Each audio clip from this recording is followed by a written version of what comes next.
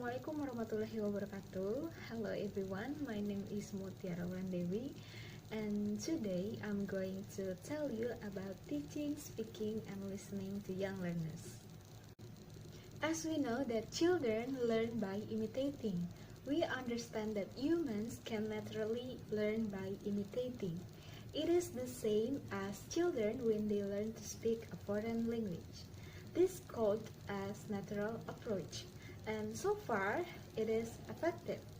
Therefore, when we teach a language to young learners, the easiest way is to give an example and actions. The teacher can say a certain word and ask the student to imitate over and over until they have a good pronunciation of that word. The teacher also should use the right tools and medias. The teacher must have an effort to fulfill any medias or tool. If it's possible, the teacher can use a real object.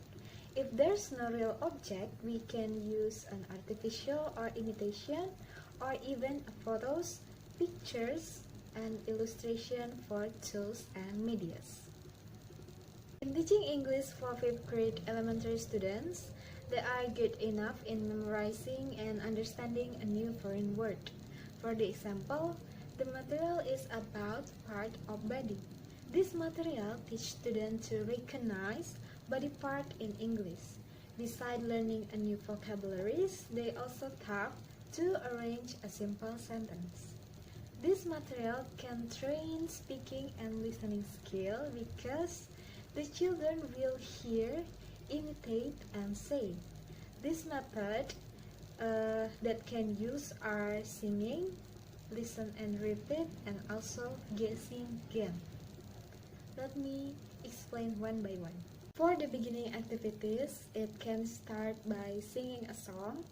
For example, head, shoulders, knees, and toes. It can motivate the student to be more engaged in speaking learning. The next activities is explaining more vocabularies. This material is related to human bodies, so the teacher can easily give a real example. Otherwise, the medias and tools are our body. For example, the teacher can say head with touching. The students also easy to memorize, and then the teacher can mention other word and the students repeat it.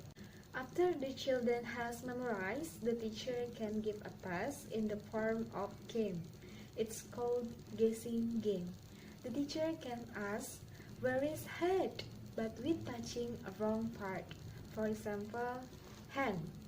Where is head? While the student is expected to touch a right part of bodies.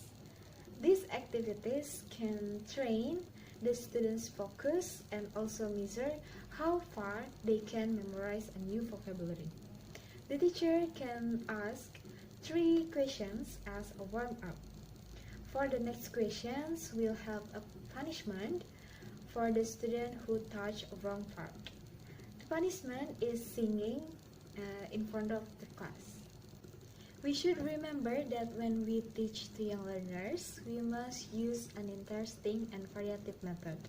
Also, we must be able to create a fun atmosphere, so the students will feel comfortable.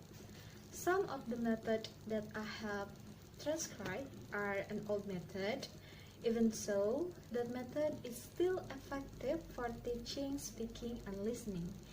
There is no problem if we won't use that method because the important point is we have to mastering it well and add some interesting things. That's all for me. Thank you for watching. Wassalamualaikum warahmatullahi wabarakatuh. Have a nice day.